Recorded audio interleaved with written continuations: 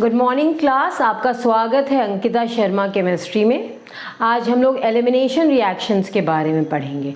इस वीडियो के दो पार्ट्स होंगे, एक जिसमें different types of elimination reaction जैसे E1, E2, E1, CV इसके बारे में हम पढ़ेंगे, और दूसरे वीडियो में हम लोग एलिमिनेशन रिएक्शन और सब्स्टिट्यूशन रिएक्शन को कंपेयर करेंगे। मुझे उम्मीद है ये क्लास आपको पसंद आएगा। Thank you.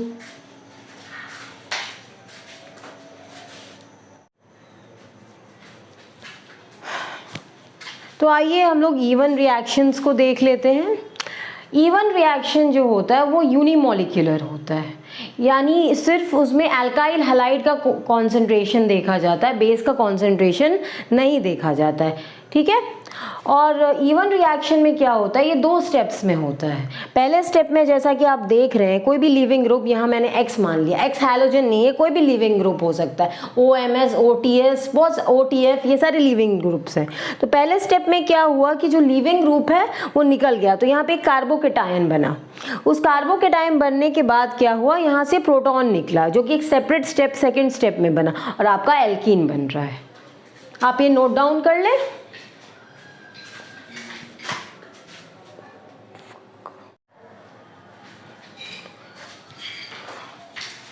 तो आइए E2 रिएक्शन को देख लेते हैं। E2 रिएक्शंस जो होते हैं वो बाईमॉलिक्यूलर होते हैं, यानी इनका रेट होता है 2। यानी इसका मतलब है इसमें बेस और अल्काइल हैलाइड दोनों का कॉन्सेंट्रेशन देखा गया है।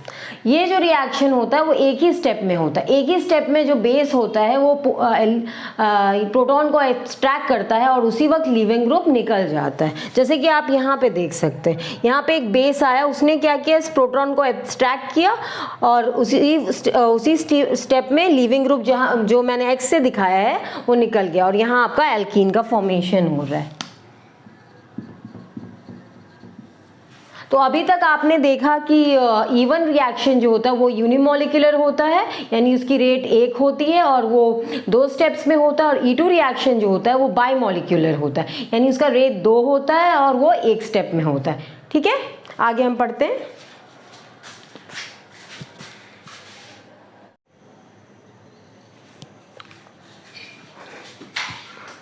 E1 और E2 के बीच में एक और कंपैरिजन देख लेते हैं। जैसा कि मैंने आपको पहले ही पढ़ाया कि जो E1 रिएक्शन होता है वो यूनिमॉलिक्यूलर होता है, उसमें बेस का कॉन्सेंट्रेशन नहीं देखा जाता।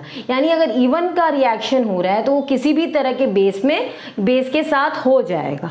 लेकिन अगर आप E2 रिएक्शन की बात करते हैं तो उसमें कॉन्सेंट्रेशन ऑफ बेस भी देखा गया है अल्काइल हैलाइड के कॉन्सेंट्रेशन के साथ। तो E2 रिएक्शन अगर होगा तो वो हमेशा एक स्ट्रॉन्ग बेस के साथ होगा। यहाँ पे मैंने बेस लिया है जो है tertiary butyl oxide, tertiary butyl potassium oxide. ठीक है, ये एक स्ट्रॉन्ग बेस है। तो यहाँ पे मैंने सबसे पहले एक एल्कीन लिया, उसको क्या किया, Br2 के साथ ट्रीट किया। अगर मान लो आप इस मैकेनिज्म को देखना चाहते हैं तो आप इसे किसी डायरेक्शन में भी डबल बॉन्ड को मूव कर सकते हैं, तो यहाँ नेगेटिव चार्ज आ जाएगा, और ये Br है तो नेगेटिव चार्ज आएगा, ये इधर शिफ्ट करेगा तो ये ब्रोमीन इधर आ जाएगा। तो एक पहले एक कुछ इस तरह का स्टेज होगा, ये Br+ होगा, यहाँ पे Br+ की फॉर्मेशन होगी।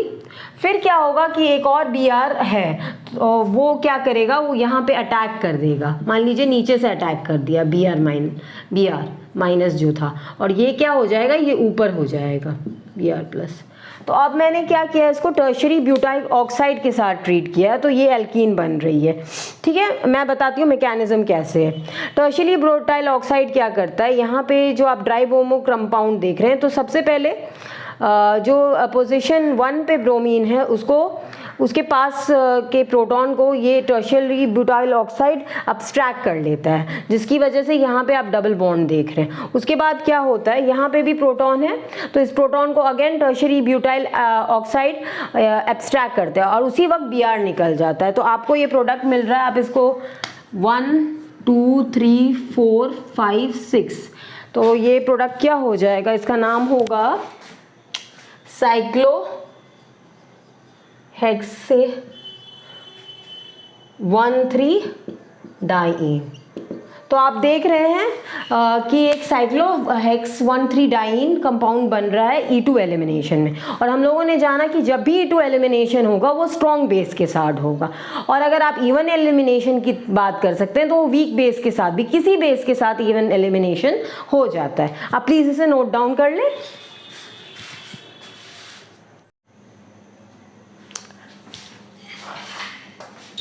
जैसा कि मैंने आपको बताया कि आपका जो E2 एलिमिनेशन होता है वो स्ट्रॉन्ग बेस के प्रेजेंस में होता है। तो मैंने यहाँ पे एक बेस लिया जिसका नाम है DBU, ये एक स्ट्रॉन्ग बेस है। ये आपका DBU, इसका नाम होता है 1,8-डाईएजा बाईसाइक्लो अनडेकेन, 1,8-डाईएजा। तो आप देख रहे हैं 1 पोजीशन पे और 8 पोजीशन पे आपका नाइट्रोजन ग्रुप है, तो नाइट्रोजन ग्रुप को एजा कहा जाता है, इसलिए डाईएजा। और ये एक बाईसाइक्लिक कंपाउंड है, इसलिए बाईसाइक्लो।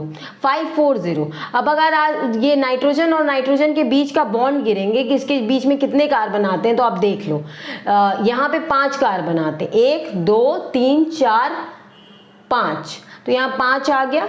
और इस अगर इस नाइट्रोजन इस रिंग को देखा जाए तो यहाँ कितने कार्बन आते हैं, कितने ग्रुप्स आते हैं, तो ये हो गया आपका 1 2 3 4। 1 और 7 के बीच में जो बॉन्ड है उसको आप देख लें, यहाँ 4 कार्बन आ रहे हैं, और मतलब 4 ग्रुप्स आ रहे हैं, और यहाँ 5 ग्रुप्स आ रहे हैं, 1 2 3 3 4, 1 2 3 4 5। और यहाँ पे आप अगर देखें इसको तो ये 1 2 3 4 ग्रुप्स आ रहे हैं। और यहाँ बीच में अगर आप बात करें, इसके बीच में कभी काल ग्रुप्स होते हैं CH2 के, यहाँ कोई ग्रुप नहीं है, इसलिए 540। और चूंकि आप देख रहे हैं इसमें 11 कार्बन हैं, इसलिए अनडेक, और आपका पोजीशन 7 पे आपका डबल बॉन्ड है, इसलिए अनडेकेन 7। अब देखिए DBU एक स्ट्रॉन्ग बेस है। अब ये बेस करता क्या है, मैंने यहाँ पे एक एग्जांपल दिया, ये एक ऑर्गेनिक रिएक्शन है, कंपाउंड लिया है मैंने। तो यहाँ पे मेरा लीविंग ग्रुप आयोडीन है। अगर आप हैलोजेंस की बात करें तो हाँ, हैलोजेंस भी लीविंग ग्रुप होते हैं, लेकिन जिसकी साइज जितनी बड़ी होगी, जैसे आयोडीन हो गया, ब्रोमीन हो गया, हाँ क्लोरीन भी, ये लीविंग ग्रुप्स हो सकते हैं, लेकिन फ्लोराइड ये लीविंग ग्रुप जल्दी आपको मिलेगा नहीं या नहीं होता है। तो यहाँ पे क्या हो रहा है, जैसे आप देख रहे हैं यहाँ पे ये अल्काइल चेन लगी हुई है, ये आयोडीन है, और यहाँ पे मान लीजिए एक H होगा, तो यहाँ पे ये DBU आएगा। DBU क्या करेगा, इस H को एक्सट्रैक्ट कर लेगा, और चूंकि E2 रिएक्शन है तो जैसे ही ये H एक्सट्रैक्ट होगा उसी समय I निकल जाएगा, और यहाँ पे एक डबल बॉन्ड आ जाएगा। उसी तरह आप इस रिएक्शन को देख सकते हैं। यहाँ पे मैंने एक चीज़ छोड़ दिया है, मान लीजिए यहाँ पे Br है, तो Br अगर यहाँ पे है, मान लीजिए Br मेरा लीविंग ग्रुप है, तो यहाँ DBU आता है, तो DBU क्या करेगा, यहाँ पे जो हाइड्रोजन है उसको ले लेगा, फिर ये Br निकल जाएगा, और यहाँ पे आपका डबल बॉन्ड आ गया। दोनों में E2 मैकेनिज्म फॉलो हो रही है, और DBU एक स्ट्रॉन्ग बेस होता है। इसका जो आपका नोमेनक्लेचर है वो भी कभी काल एग्जाम में पूछा जा सकता है, आप नोट डाउन कर लें, इंपॉर्टेंट है ये।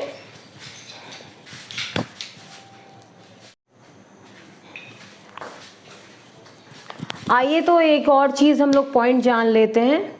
आपका जो E1 रिएक्शन है वो सबस्ट्रेट की स्टेबिलिटी पे डिपेंड करता है। जितना ज़्यादा सबस्ट्रेट स्टेबल होगा उतनी आसानी से E1 रिएक्शन होगा।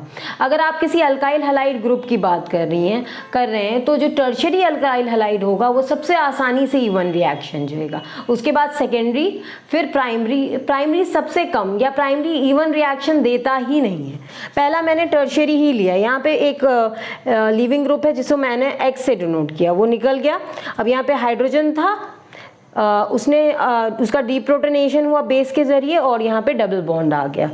उसके बाद अलाइलिक ग्रुप जो होते हैं, अलाइलिक मैं समझाती हूँ आपको। जैसे ये डबल बॉन्ड है, उसके नेक्स्ट जो कार्बन होता है या नेक्स्ट पोजीशन पे अगर कोई ग्रुप लगा होता है उसको अलाइलिक पोजीशन कहते हैं। यहाँ पे X लगा हुआ है, तो सबसे पहले क्या होगा, लीविंग ग्रुप यानी X निकलेगा, तो यहाँ से X निकल गया। उसके बाद क्या है, ये हाइड्रोजन ये बेस के जरिए डीप्रोटोनेट होगा, तो ये इसने अपना इलेक्ट्रॉन्स यहाँ दे दिया, और यहाँ पे डबल बॉन्ड आ गया। नेक्स्ट ग्रुप क्या है, बेंजाइलिक है। बेंजाइलिक का मतलब मैं समझा देती हूँ। अगर कोई बेंजीन ग्रुप है और उससे जो एक कार्बन अटैच होता है ऊपर यानी CH2, जैसे यहाँ पे ये बेंजीन ग्रुप है और यहाँ पे एक और कार्बन अटैच है, उससे ये लीविंग ग्रुप अटैच है। तो पहले स्टेप में क्या होगा, ये लीविंग ग्रुप निकल जाएगा, तो यहाँ कार्बोकेटायन बना। अब क्या होगा, चूंकि लीविंग ग्रुप निकल गया है तो उसके जो बगल वाला प्रोटॉन है उसको बेस एब्स्ट्रैक्ट कर लेगा और वहां पे आप जैसा कि देख सकते हैं डबल बॉन्ड आ गया। उसके अलावा अल्फा हेट्रो सब्स्टिट्यूटेड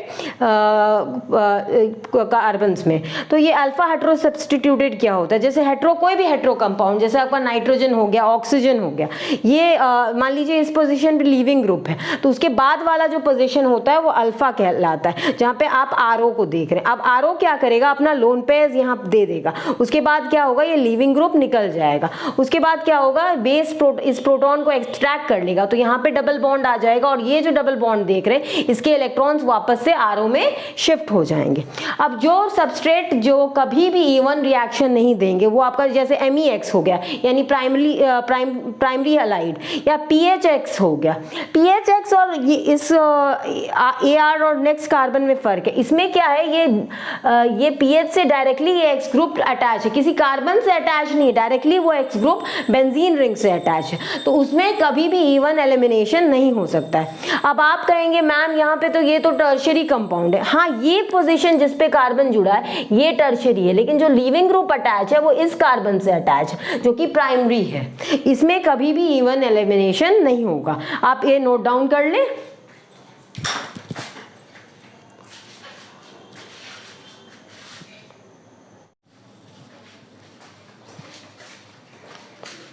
तो जैसा कि मैंने आपको पहले बताया कि जब भी E2 एलिमिनेशन होता है उसके लिए एक स्ट्रॉन्ग बेस की ज़रूरत होती है और E1 एलिमिनेशन के लिए ऐसी कोई रिक्वायरमेंट नहीं है कि स्ट्रॉन्ग बेस ही चाहिए, वो किसी भी बेस के साथ, अगर बेस वीक भी है तो उसके साथ भी रिएक्शन देता है। यहाँ पे हम एक एग्जांपल देख लेते हैं, जब कोई पोलर सॉल्वेंट आपका E1 रिएक्शन में बेस की तरह काम करता है। तो जैसा कि आप देख सकते हैं यहाँ पे मैंने पोलर सॉल्वेंट H3PO4 लिया है जो कि आपका फॉस्फोरिक एसिड है। ये क्या करेगा, ये OH को वो प्रोटोनेट कर देगा, ठीक है, ये कुछ ऐसा हो जाएगा, यहाँ पे इससे मुझे H+ मिलेगा, तो ये ऑक्सीजन के पास लोन पेयर है उससे ये H+ अटैच जाएगा, ऑक्सीजन के पास पॉजिटिव चार्ज आ जाएगा। अब क्या होगा, यहाँ पे ये निकल जाएगा और एक कार्बोकेटायन की फॉर्मेशन हो जाएगी। कार्बोकेटायन की अगर फॉर्मेशन होगी, ये वाला हाइड्रोजन अपना इलेक्ट्रॉन दे देगा, उसके बाद क्या होगा, यहाँ पे डबल बॉन्ड बन जाएगा, जैसा कि आप यहाँ पे देख रहे हैं डबल बॉन्ड बन गया। आप न्यूक्लियोफिलिक सब्स्टिट्यूशन से और उसके बाद E1 रिएक्शन करवा करके साइक्लोहेक्सीन भी बनाया जा सकता है। जैसे आप देख रहे हैं यहाँ पे एक साइक्लोहेक्सेनॉन लिया गया जो कि एक कीटोन है, उसको ट्रीट किया गया है ग्रिग्नार्ड रिएजेंट के साथ जो कि आपका PH-MgBr है।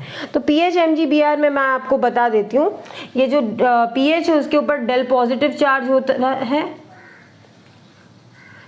Br के पास डेल नेगेटिव, मैग्नीशियम के पास डेल पॉजिटिव और पीएच के पास भी डेल नेगेटिव। अब क्या होगा, ये ऑक्सीजन अपनी तरफ इलेक्ट्रॉन खींच लेगा, तो उससे क्या होगा, यहाँ पे एक पॉजिटिव ये कार्बन इलेक्ट्रोफिलिक हो जाएगा।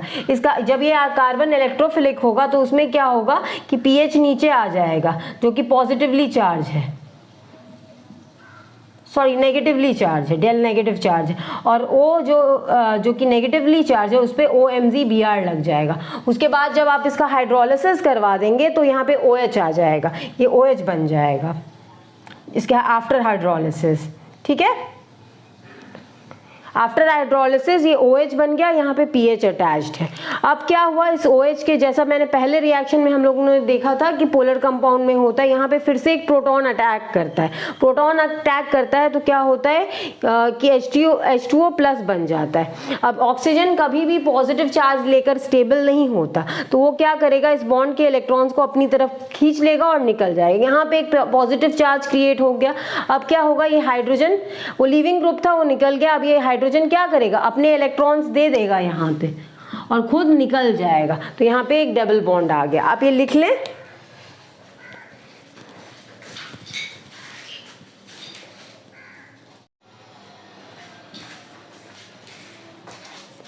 तो तो आइए एक और चीज़ हम जान लेते हैं इवन एलिमिनेशन के बारे में।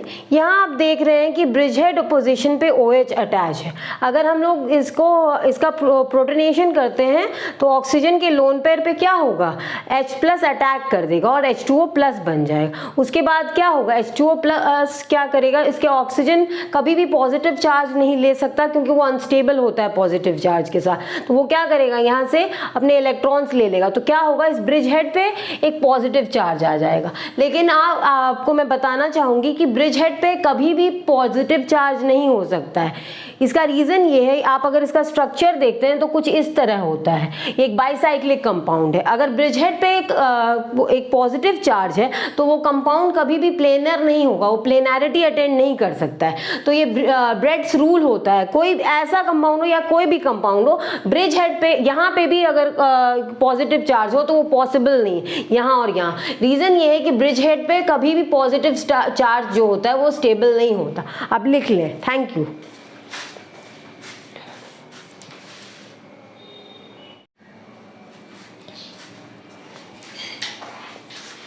तो आइए अब हम लोग लीविंग ग्रुप के बारे में डिस्कस करते हैं। तो E1 और E2 दोनों ही रिएक्शन में रेट डिटरमाइनिंग स्टेप में लीविंग ग्रुप इन्वॉल्व होता है। यानी अगर कहीं पे भी एक अच्छा लीविंग ग्रुप है तो वहाँ पे ये एलिमिनेशन रिएक्शन होने की पॉसिबिलिटी है, चांसेस है कि ज़्यादा करके एलिमिनेशन ही रिएक्शन उस रिएक्शन में होगा। तो आप यहाँ पे देख सकते हैं कि पहला मैंने E2 एलिमिनेशन दिखाया। अब मैं आपसे एक सवाल पूछूंगी यहाँ पे कि E2 एलिमिनेशन ही क्यों होगा, E1 एलिमिनेशन क्यों नहीं होगा। यहाँ पे आप देख रहे हैं NMe3 एक लीविंग ग्रुप है, ठीक है। अब यहाँ पे ये क्या है, OH- है, यहाँ इसके प्रोटॉन को एब्स्ट्रैक्ट कर लेगा। इस प्रोटॉन को ये एब्स्ट्रैक्ट कर लेगा। उसके बाद क्या होगा, यहाँ पे ये इलेक्ट्रॉन यहाँ ये इलेक्ट्रॉन दे देगा, यहाँ पे इलेक्ट्रॉन शिफ्ट हो जाएगा और ये लीविंग ग्रुप निकल जाएगा। अब मैं बताती हूँ ऐसा क्यों है कि यहाँ पे E2 एलिमिनेशन नहीं हो सकता। मैंने आपको पहले भी बताया था कुछ ऐसे एग्जाम्पल्स हैं। सॉरी, E2 एलिमिनेशन नहीं, E1 एलिमिनेशन यहाँ क्यों नहीं हो सकता। यहाँ ये E1 एलिमिनेशन इसलिए नहीं हो सकता क्योंकि ये जो कार्बन है वो प्राइमरी कार्बन है और प्राइमरी कार्बोकेटायन पे E1 एलिमिनेशन नहीं होता। तो इसलिए यहाँ पे E2 एलिमिनेशन होगा। OH क्या करेगा, इस प्रोटॉन को एब्स्ट्रैक्ट कर लेगा, उसके बाद उसका इलेक्ट्रॉन यहाँ शिफ्ट हो जाएगा और उसके बाद ये लीविंग ग्रुप निकल जाएगा। जहाँ पे भी आप देखेंगे कि allylic, benzylic, hetero alpha hetero compound हो या फिर आपका टर्शियरी कार्बोकेटायन हो, वहाँ पे हमेशा E1 एलिमिनेशन होगा। और अगर ऐसा नहीं है, प्राइमरी कार्बोकेटायन है, तो वहाँ पे E2 एलिमिनेशन होगा, जैसा कि आपने इस केस में देखा। दूसरा हम लोग एग्जाम्पल देख लेते हैं ये E1 एलिमिनेशन का। यहाँ पे आप देख रहे हैं लीविंग ग्रुप अटैच है और ये कैसा कार्बोकेटायन है, ये एक टर्शियरी कार्बोकेटायन है। तो यहाँ पे ये लीविंग ग्रुप अपना इलेक्ट्रॉन लेकर के निकल गया, तो यहाँ पे पॉजिटिव चार्ज आ गया। अब पॉजिटिव चार्ज आ गया तो यहाँ पे एक प्रोटॉन है, वो क्या करेगा, इसको अपने इलेक्ट्रॉन्स दे देगा और यहाँ पे एक डबल बॉन्ड आ जाएगा। तो हम लोगों ने क्या सीखा, हम लोगों ने ये सीखा कि अगर कोई भी अच्छा लीविंग ग्रुप है तो उसमें एलिमिनेशन रिएक्शन होने के बहुत ही हाई चांसेस होंगे। और अगर E1 एलिमिनेशन होगा तब होगा जब टर्शियरी कार्बोकेटायन हो, एलाइलिक हो, बेंजाइलिक हो या अल्फा हेट्रो कार्बोकेटायन कंपाउंड हो। और अगर प्राइमरी कार्बोकेटायन है तो उस पे हमेशा E2 एलिमिनेशन होगा। Thank you.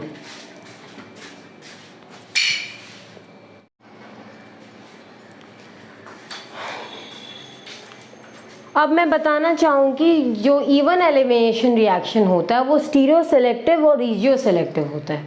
अब दो चीज़ें आ जाती हैं कि स्टीरियो सेलेक्टिविटी और एक स्टीरियो स्पेसिफिसिटी। तो इसका मतलब क्या है, अगर कोई स्टीरियो सेलेक्टिव कंपाउंड है यानी उसमें दो प्रोडक्ट्स बनेंगे, एक मेजर होगा और एक माइनर होगा। लेकिन अगर कोई स्टीरियो स्पेसिफिक प्रोडक्ट बन रहा है यानी उसमें एक ही प्रोडक्ट बनेगा। अब आपका जो E1 रिएक्शन होता है ज़्यादातर करके वो स्टीरियो सेलेक्टिव होता है, यानी इसमें दो प्रोडक्ट्स बनते हैं, एक मेजर और एक माइनर। और रीजियो सेलेक्टिविटी की मतलब हो गई, आगे हम लोग देखेंगे तो समझ में आएगा। देखिए यहाँ पे जैसे मैंने एक कंपाउंड लिया है, ये एक टर्शियरी अल्कोहल है, 3 डिग्री अल्कोहल है, यहाँ OH अटैच्ड है। तो क्या होगा, इसको मैंने H+ के साथ ट्रीट किया तो इसको प्रोटोनेट कर देगा प्रोटोनेट करने के बाद क्या होगा, ये निकल जाएगा और यहाँ पे पॉजिटिव चार्ज आएगा। पॉजिटिव चार्ज आएगा तो क्या होगा, इन तीनों में से कोई भी अपना एक H दे देगा, एक H निकल जाएगा, यहाँ पे इलेक्ट्रॉन आएगा और डबल बॉन्ड आ जाएगा। मुझे लगता है आपको अच्छे से समझ में आ गया हो। तो इस केस में एक ही प्रोडक्ट ही पॉसिबल है। तो ये जो रिएक्शन है, यहाँ पे भी इवन एलिमिनेशन ही हुई है, लेकिन ये जो रिएक्शन है वो स्टीरियो स्पेसिफिक है, यानी इसमें एक प्रोडक्ट ही पॉसिबल है, तो एक प्रोडक्ट ही बनेगा। उसी तरह आप देख रहे हैं यहाँ PHOH है, तो वही चीज़ होगी, H+ इसको प्रोटोनेट कर देगा, यहाँ कार्बोकेटायन बन जाएगा। कार्बोकेटायन बनेगा तो ये जो H है वो क्या करेगा, अपने इलेक्ट्रॉन्स इस बॉन्ड को दे देगा, तो यहाँ डबल बॉन्ड आ जाएगा। इसमें इवन रिएक्शन पॉसिबल ही नहीं, क्योंकि पीएच से ये अराइल ग्रुप जुड़ा है। अगर इससे एक और कार्बन जुड़ा होता तो भले ही इसमें इवन रिएक्शन हो जाता, लेकिन इसमें इवन रिएक्शन पॉसिबल ही नहीं है।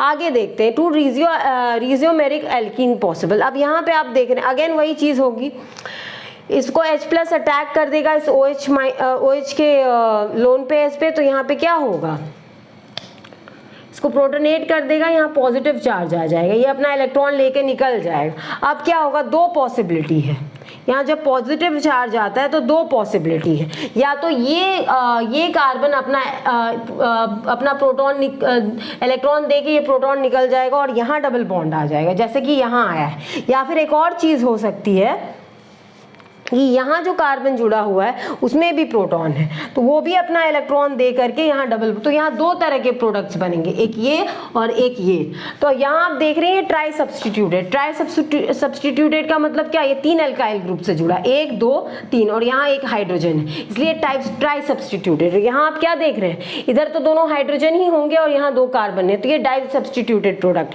यानी इसमें 2 रिजियोमर्स बने।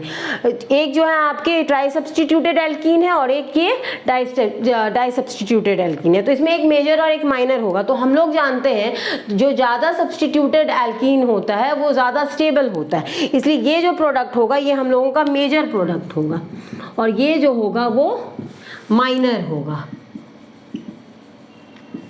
इसकी यील्ड ज़्यादा होगी जब ये बनेगा रिएक्शन में ये भी, लेकिन इस मान लीजिए 95% बनता है तो ये 5% बनेगा। उसी तरह से 2 स्टीरियो आइसोमेरिक एल्कीन्स इस रिएक्शन में पॉसिबल। स्टीरियो आइसोमर का मैं मतलब समझाती हूँ। स्टीरियो आइसोमर का मतलब है कि उसका स्पेस में अरेंजमेंट अलग अलग होगा, जैसे ये ट्रांस हो गया और ये सिस हो गया, बस इसके अरेंजमेंट में डिफरेंस है।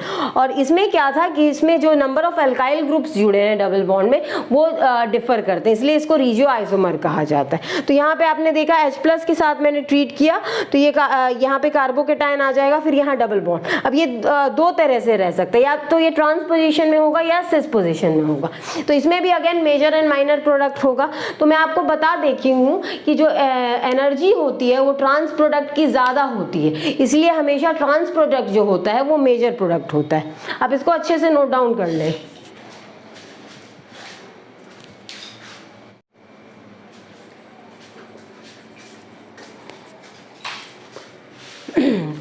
E2 एलिमिनेशन जो होता है उसमें जब भी अगर एलिमिनेशन रिएक्शन होगा तो एक पर्टिकुलर अरेंजमेंट की ज़रूरत होती है।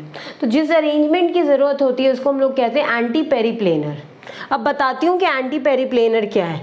यहाँ आप देख रहे हैं कि जो लीविंग ग्रुप है और जो प्रोटॉन है वो दोनों ऑपोजिट डायरेक्शन में है, ठीक है। यहाँ अगर आपका H प्रोटॉन अटैच्ड है तो ऊपर क्या है आपका लिविंग ग्रुप अटैच्ड है, ये इसका सिग्मा बॉन्ड होगा तो इसका सिग्मा स्टार बॉन्ड नीचे होगा, और ये इसका सिग्मा बॉन्ड है इसलिए इसका सिग्मा स्टार ऊपर होगा। तो जब ये लिविंग ग्रुप निकलेगा तो क्या होगा, ये इलेक्ट्रॉन यहाँ आ जाएगा जो कि इसका सिग्मा स्टार में चला जाएगा, उसके बाद क्या होगा, ये प्रोटॉन निकल जाएगा। तो इसको हम एंटी पेरीप्लेनर अरेंजमेंट कहते हैं। इसमें आप देख सकते हैं जो X, इसका न्यूटन प्रोजेक्शन अगर देखा जाए तो यहाँ पे X ऊपर है और H नीचे है, यानी दोनों ऑपोजिट हैं। या फिर ऐसे भी कह सकते हैं अगर ये जो अरेंजमेंट है वो स्टैगर्ड है, यानी ये छितरा हुआ, इसलिए इसकी एनर्जी ज़्यादा होगी। अगर आप सिन अरेंजमेंट की बात करें तो इसमें हाइड्रोजन और X दोनों सेम साइड पे, ये अरेंजमेंट भी पॉसिबल है, लेकिन ये जो अरेंजमेंट होता है उसमें एनर्जी जो होती है वो उतनी ज़्यादा नहीं होती। इसीलिए जब E2 एलिमिनेशन होता है तो हम लोग का जो प्रिफर्ड अरेंजमेंट होता है वो एंटी पेरीप्लेनर होता है। आप इसको प्लीज़ लिख लें। और हमेशा याद रखें कि एंटी पेरिप्लेनर अरेंजमेंट होगा तभी E2 एलिमिनेशन होगा, वरना नहीं। सिन पेरिप्लेनर अरेंजमेंट में E2 एलिमिनेशन नहीं होता। आप लिख लीजिए इसे।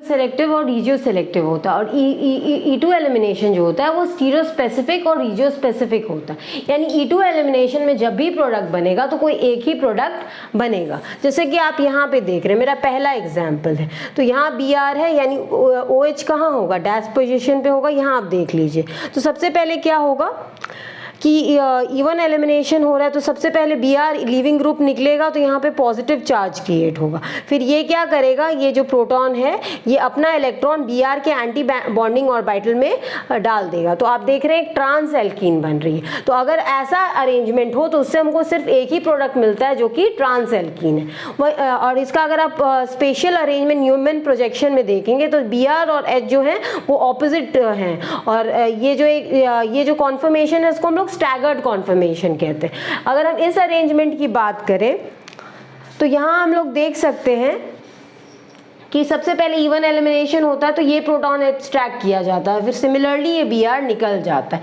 यहाँ पे आप देख रहे हैं pH और pH सेम साइड पे है, और MEH, तो pH जब सेम साइड पे हो तो वैसे अरेंजमेंट को हम लोग गॉचे अरेंजमेंट कहते हैं या गॉशे अरेंजमेंट कहते हैं। इससे जो हम लोग को एल्कीन मिल रही है वो सिस एल्कीन मिल रही है।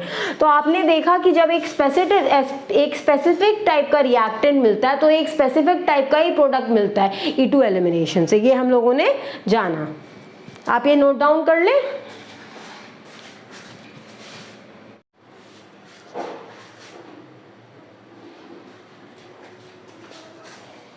तो आइए हम लोग E2 रिएक्शन की रीजियो सेलेक्टिविटी के बारे में पढ़ते हैं। यहाँ पे आप देख रहे हैं कि क्लोरीन ऊपर की तरफ लगा हुआ है और उसके ठीक ऑपोजिट दो हाइड्रोजन हैं जो नीचे की तरफ लगे हैं, ये और ये। तो दोनों एंटी पेरिप्लेनर है, यानी ऑपोजिट डायरेक्शंस में। होना ये चाहिए था कि यहाँ से या तो यहाँ पे एक डबल बॉन्ड बन जाता या तो यहाँ पे डबल बॉन्ड बन जाता, लेकिन ना ही यहाँ एक डबल बॉन्ड पॉसिबल है ना ही यहाँ एक डबल बॉन्ड पॉसिबल।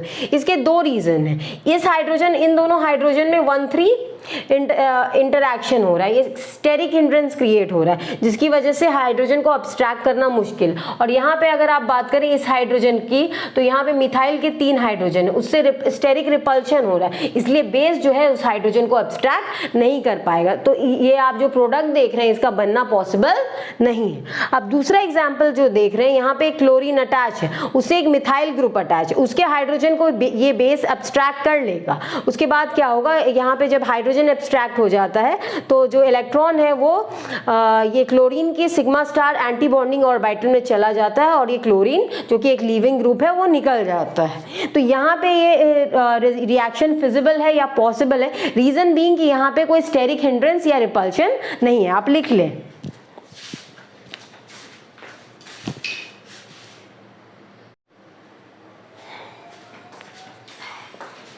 अब हम लोग अपना आखिरी रिएक्शन पढ़ने वाले हैं, आखिरी एलिमिनेशन रिएक्शन, जिसका नाम है E1CV।